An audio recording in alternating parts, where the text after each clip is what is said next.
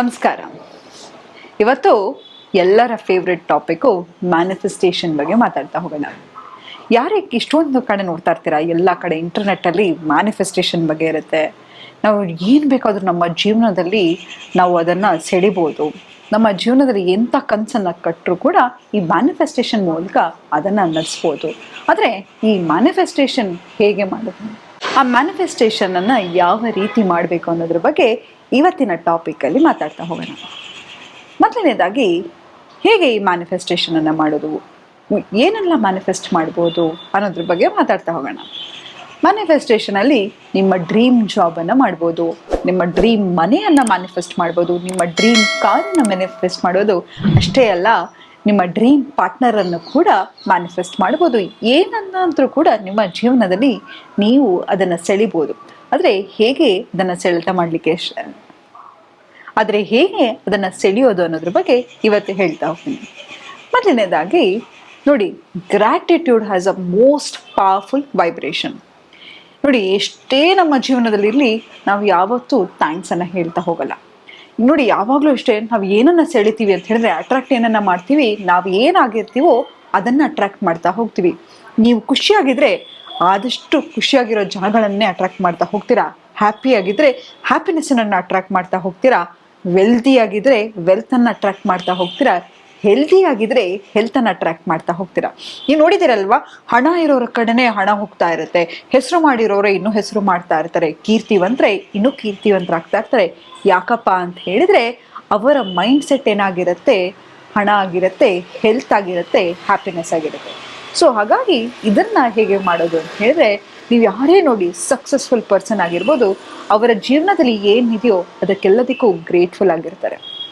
ನೋಡಿ, ನಿಮ್ಮ most important ದಿನದ ರೊಟೀನಲ್ಲಿ ನೀವು ಏನೇ ಮಾಡಲಿ, ನಾವು ಎಷ್ಟೋ ಸತಿ ಕಂಪ್ಲೇಂಟ್ ಮಾಡ್ತೀವಿ, 24 ಗಂಟೆ ನಮಗೆ ಸಾಕಾಗೋದೇ ಇಲ್ಲಪ್ಪ, ಬೆಳಗ್ಗೆ ಹೋಗಿ ಕೆಲಸದಿಂದ ಹೋಗಿ ಬರೋತ್ತಿಗೆ ಸಾಕಾಗಿರುತ್ತೆ, ನನಗೆ ಯೋಗ ಮಾಡೋಕ್ಕೆ ಟೈಮ್ ಇಲ್ಲ, ಜಿಮ್ ಮಾಡೋಕ್ಕೆ ಟೈಮ್ ಇಲ್ಲ, ಪ್ರೇಯರ್ ಮಾಡೋಕ್ಕೆ ಟೈಮ್ ಇಲ್ಲ ಅಂತ. ನೋಡಿ, ಮೋಸ್ಟ್ ಇಂಪಾರ್ಟೆಂಟ್ ನಿಮ್ಮ ದಿನದಲ್ಲಿ ಏನು ಗೊತ್ತಾ? ಪ್ರೇಯರ್.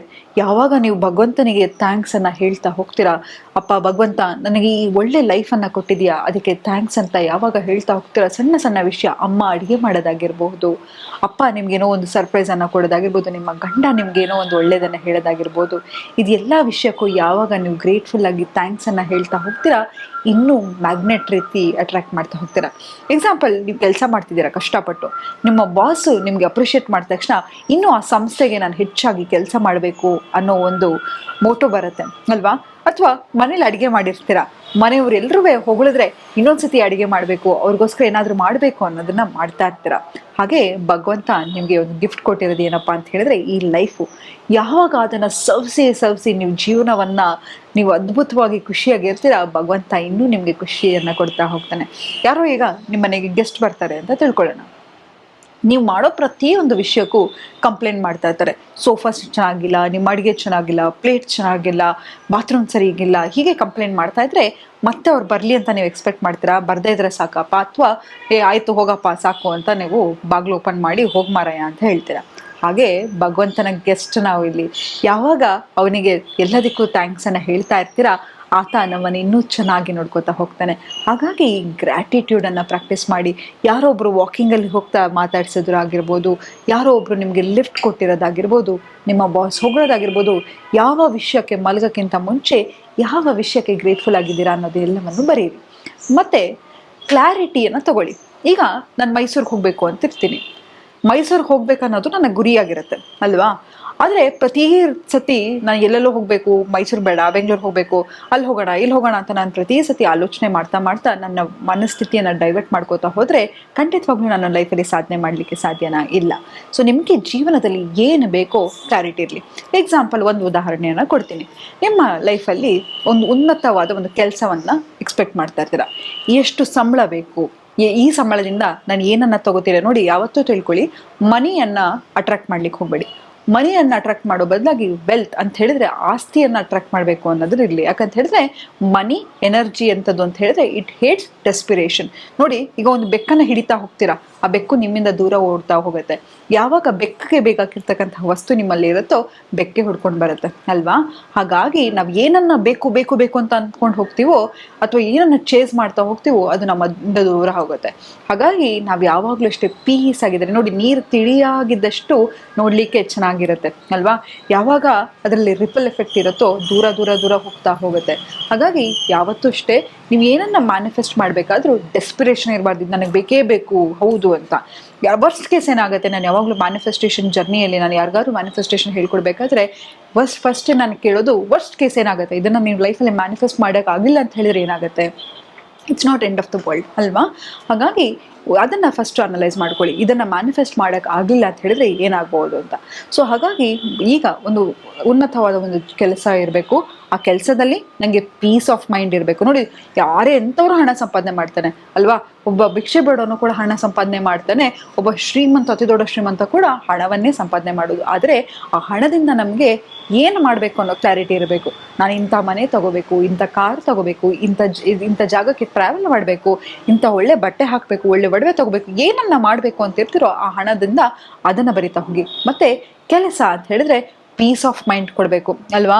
ಆ ಕೆಲಸದಲ್ಲಿ ಕಾನ್ಸ್ಟೆಂಟ್ ಆಗಿ ನನಗೆ ಸ್ಟ್ರೆಸ್ ಬರ್ತಾ ಇದ್ರೆ ನಾನು ದುಡ್ದಿರ್ತಕ್ಕಂಥ ಹಣವೆಲ್ಲವೂ ಕೂಡ ನಾನು ಹಾಸ್ಪಿಟ್ಲಲ್ಲೇ ಖರ್ಚು ಮಾಡ್ತಿರ್ತೀನಿ. ಯಾವಾಗಲೂ ಹೇಳ್ತಿರ್ತೀನಿ ನಾನು, ಕಾಯಿಲೆ ಅನ್ನೋದು ಫಿಸಿಕಲ್ ಫಾರ್ಮ್ ಅಲ್ಲ, ಫಸ್ಟ್ ನಮಗೆ ಬರೋದು ಸೈಕಾಲಜಿಕಲಿ, ಮೆಂಟಲಿ ನಮಗೆ ಆ ಕಾಯಿಲೆ ಬರಲಿಕ್ಕೆ ಶುರು ಆಗುತ್ತೆ. ಸೊ ಅದು ಮ್ಯಾನಿಫೆಸ್ಟ್ ಆಗಿ ಫಿಸಿಕಲಿ ನಮಗೆ ತೋರಿಸ್ಲಿಕ್ಕೆ ಶುರು ಆಗುತ್ತೆ. ಹಾಗಾಗಿ ಯಾವುದೇ ಒಂದು ಕೆಲಸ ಆಗಿರಲಿ, ಯಾವುದೇ ಒಂದು ರಿಲೇಷನ್ಶಿಪ್ ಆಗಿರಲಿ, ನಮಗೆ ನೆಮ್ಮದಿಯನ್ನು ಕೊಡ್ತಾ ಹೋಗಬೇಕು. ಸೊ ಅದನ್ನು ಬರೀ, ನಾನು ತುಂಬಾ ಖುಷಿಯಾಗಿದ್ದೀನಿ, ನಾನು ಈ ಕೆಲಸದಿಂದ ಪ್ರೋಗ್ರೆಸ್ ಅನ್ನ ನೋಡ್ತಾ ಇದ್ದೀನಿ. ನೋಡಿ, ನಾವು ನಿಂತ ನೀರ್ ತರ ಇರಬಾರ್ದು ಅಲ್ವಾ? ಪ್ರೋಗ್ರೆಷನ್ ನಮ್ಮ ಲೈಫಲ್ಲಿ ಇರಲೇಬೇಕು. ಸೊ ಅದನ್ನ ಬರಿತಾ ಹೋಗಿ, ಈ ಕೆಲಸದಿಂದ ನಾನು ಇಂತಹದೊಂದು ಜಾಗಕ್ಕೆ ಟ್ರಾವೆಲ್ ಮಾಡ್ತೀನಿ, ಏನೇನು ಬರ್ಲಿಕ್ಕೆ ಸಾಧ್ಯ, ರಿಯಲಿಸ್ಟಿಕ್ಕೋ ಅನ್ರಿಯಲಿಸ್ಟಿಕ್ಕೋ ಎಲ್ಲವನ್ನು ಕೂಡ ಆ ಮ್ಯಾನಿಫೆಸ್ಟೇಷನ್ ಅಲ್ಲಿ ಬರಿತಾ ಹೋಗಿ. ನಂತರ ಅದನ್ನ ವಿಜುವಲೈಸ್ ಮಾಡಲಿಕ್ಕೆ ಶುರು ಮಾಡಿ. ಒಂದು 5 ನಿಮಿಷ ಆದರೂ ಸಹ ನೀವು ನಿಮ್ಮ ಡ್ರೀಮ್ ಕಾರಲ್ಲಿ ಹೋಗ್ತಾ ಇರೋದಾಗಿರ್ಬೋದು, ನಿಮ್ಮ ಡ್ರೀಮ್ ಮನೇಲಿ ಇರೋದಾಗಿರ್ಬೋದು, ಡ್ರೀಮ್ ಬಟ್ಟೆ ಹಾಕಿರೋದಾಗಿರ್ಬೋದು, ಅದನ್ನ ವಿಜುವಲೈಸ್ ಮಾಡಲಿಕ್ಕೆ ಶುರು ಮಾಡಿ. ನಂತರ ಏನಪ್ಪ ಅಂತ ಹೇಳಿದ್ರೆ ಪ್ರೇಯರ್ ಎಷ್ಟು ಮುಖ್ಯ ಅಂತ ಹೇಳಿದ್ರೆ, ಯಾವಾಗ ನಾವು ದೇವರನ್ನ ಬೇಡ್ತಾ ಹೋಗ್ತೀವೋ, ಯಾವುದೇ ಧರ್ಮ ಆಗಿರಲಿ, ಯಾವುದೇ ಒಂದು ಇದಾಗಿರಲಿ, ಯಾವಾಗ ನಾವು ಪ್ರೇ ಮಾಡ್ತೀವೋ ಹೋಪ್ ಇರುತ್ತೆ ಅಲ್ವಾ? ಯಾವತ್ತೂ ತಿಳ್ಕೊಳ್ಳಿ, ಎಷ್ಟೋ ಸತಿ ನೋಡಿ, ಯಾವುದೇ ಒಂದು ಅಡ್ವರ್ಸಿಟಿ ಸಿಚುಯೇಷನ್ ಅಲ್ಲಿ ಇರ್ಬೋದು, ಎಷ್ಟೋ ಸತಿ ನೀವು ನೋಡಿ ದೊಡ್ಡ ದೊಡ್ಡ ಸರ್ಜನ್ ಆಗಿರ್ಬೋದು, ಪೈಲಟ್ ಆಗಿರ್ಬೋದು, ಪ್ರತಿ ಸತಿ ಅವರು ಯಾವುದೇ ಒಂದು ಕಷ್ಟದ ಸಿಚುಯೇಷನ್ ಅಲ್ಲಿ ಏನು ಮಾಡ್ತಾರೆ ಅಂತ ಹೇಳಿದ್ರೆ ದೇವರ ಮೊರೆಯನ್ನು ಹೋಗ್ತಾರೆ. ನಾವು ಯಾವುದೇ ಧರ್ಮ ಆಗಿರಲಿ ಕಣ್ರಿ, ಆದರೆ ಆ ಶಕ್ತಿ ಅನ್ನೋದು ಒಂದೇ ಅಲ್ವಾ? ಸೊ ಹಾಗಾಗಿ ಭಗವಂತನ ಮೊರೆಯನ್ನು ಹೋಗಿ ಪ್ರೇಯರ್ ಮಾಡಿ. ಅವತ್ತು ತಿಳ್ಕೊಳ್ಳಿ, ಏನನ್ನ ಮಿಸ್ ಮಾಡಿದ್ರು ಕೂಡ ನಿಮ್ಮ ದಿನದ ಪ್ರೇಯರನ್ನು ಮಿಸ್ ಮಾಡೋದನ್ನು ಮಾಡ್ಕೋಬೇಡಿ. ಯಾವತ್ತೂ ತಿಳ್ಕೊಳ್ಳಿ, ಎನರ್ಜಿ ಅನ್ನೋದು ಸುಳ್ಳು ಹೇಳಲ್ಲ ಅಲ್ವಾ? ಈಗ ನನಗೆ ಯಾರೋ ಒಬ್ರು ಕಂಡ್ರೆ ಇಷ್ಟ ಇಲ್ಲ ಅಂತ ಹೇಳಿದ್ರೆ ನಾನು ಬಾಯಿ ಬಿಟ್ಟು ನಿಮ್ಗೆ ಇಷ್ಟ ಇಲ್ಲ ಅಂತ ಹೇಳೋದ್ಬೇಡ. ನಮ್ಮ ಎನರ್ಜಿನೇ ಸಾಕು ಆ ವ್ಯಕ್ತಿಗೆ ಹೇಳೋಕ್ಕಾಗಿ. ಹಾಗಾಗಿ ನಿಮ್ಮ ಎನರ್ಜಿ ಮಾತಾಡುತ್ತೆ. ಹಾಗಾಗಿ ನಮ್ಮ ಆರವನ್ನು ಕ್ಲೆನ್ಸ್ ಮಾಡಬೇಕು, ನಮ್ಮ ಮನೆಯನ್ನು ಕ್ಲೆನ್ಸ್ ಮಾಡಬೇಕು ಅಂದರೂ ಕೂಡ ದಯವಿಟ್ಟು ಒಂದು 5 ನಿಮಿಷ ಕೂತ್ಕೊಂಡು ಪ್ರೇಯರನ್ನು ಮಾಡಿ. ಅದರಲ್ಲೂ ಮನೆಯವರೆಲ್ಲರೂ ಸೇರಿ ಮಾಡಿದ್ರೆ ಈವನ್ ಮನೆಯ ವೈಬ್ರೇಷನ್ ಇನ್ಕ್ರೀಸ್ ಆಗ್ತಾ ಹೋಗುತ್ತೆ. ಹಾಗಾಗಿ ಪ್ರೇಯರನ್ನು ಮಾಡೋದನ್ನು ಮರೆಯೋಕ್ಕೆ ಹೋಗಬೇಡಿ. ಮತ್ತು ಇನ್ನೊಂದೇನಪ್ಪ ಅಂತ ಹೇಳಿದ್ರೆ, ನೋಡಿ, ನನಗೆ ಸುಸ್ತಾಗಿದ್ರೆ ಅಥವಾ ಸದಾ ನನಗೆ ನೋವಲ್ಲಿದ್ದರೆ, ದುಃಖದಲ್ಲಿದ್ದರೆ ಏನಾದರೂ ಮ್ಯಾನಿಫೆಸ್ಟ್ ಮಾಡಲಿಕ್ಕೆ ಸಾಧ್ಯನಾ? ಯಾಕಂತ ಹೇಳಿದ್ರೆ ಮ್ಯಾನಿಫೆಸ್ಟೇಷನ್ ಅನ್ನೋದು ಎನರ್ಜಿ. ಯಾವತ್ತೂ ತಿಳ್ಕೊಳ್ಳಿ, ಯಾವ ಬಾಡಿ ಮೋಷನಲ್ಲಿ ಇರುತ್ತೆ ಅದು ಆ್ಯಕ್ಟಿವ್ ಆಗಿರುತ್ತೆ. ಎಷ್ಟೋ ಸತಿ ನಂಗೆ ವರ್ಕೌಟ್ ಮಾಡೋಕ್ಕೆ ಶಕ್ತಿನೇ ಇರೋಲ್ಲ ಅನ್ಸುತ್ತೆ, ಹೋಗಿ ನೀವು ವರ್ಕೌಟ್ ಮಾಡಿಬಿಟ್ಟು ಬನ್ನಿ, ಏನು ಮಾಡ್ಲಪ್ಪ ಅನ್ನೋದು ಅಷ್ಟು ಶಕ್ತಿ ನಿಮ್ಮ ದೇಹದಲ್ಲಿ ಇರುತ್ತೆ. ಹಾಗಾಗಿ ವರ್ಕೌಟನ್ನು ಮಿಸ್ ಮಾಡೋಕ್ಕೆ ಹೋಗಬೇಡಿ. ವಾಕ್ ಮಾಡೋದಾಗಿರ್ಬೋದು, ಒಂದು ಫಿಸಿಕಲ್ ಫಾರ್ಮ್. ಯಾಕಂತ ಹೇಳಿದ್ರೆ ನಿಮ್ಮ ದೇಹ 70% ವಾಟರಿಂದ ಮಾಡಿರ್ತಾರೆ ಅಲ್ವಾ? ಸೊ ಆ ನೀರಿಂದ ಮಾಡಿರೋದು, ಈಗ ಒಂದು ನೀರನ್ನು ಸ್ಥಿರವಾಗಿ ಇಟ್ಬಿಡಿ, ಅದರ ಕೆಳಗಡೆ ಪಾಚಿ ಕಟ್ಟೋದಾಗಿರ್ಬೋದು, ಏನೋ ಒಂದು ಡರ್ಟಿ ಪ್ರಾಣ ಎನರ್ಜಿ ಬರ್ತಾ ಇರುತ್ತೆ. ಹಾಗಾಗಿ ಯಾವಾಗ ನಿಮ್ಮ ಬಾಡಿ ಮೋಷನ್ ಎಲ್ಲ ಇರುತ್ತೆ, ನಿಮ್ಮ ಎನರ್ಜಿ ಹೈ ಆಗ್ತಾ ಹೋಗುತ್ತೆ.